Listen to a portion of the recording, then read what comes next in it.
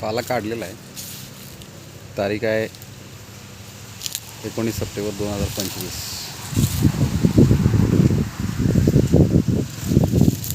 धन्वंतरीचे bacteria RPS यांचा पूर्णपणे वापर केलेला.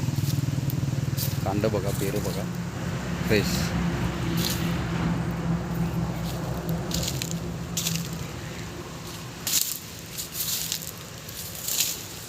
त्याची जाडी, पेऱ्याची लांबी पाहू शकताय आपण.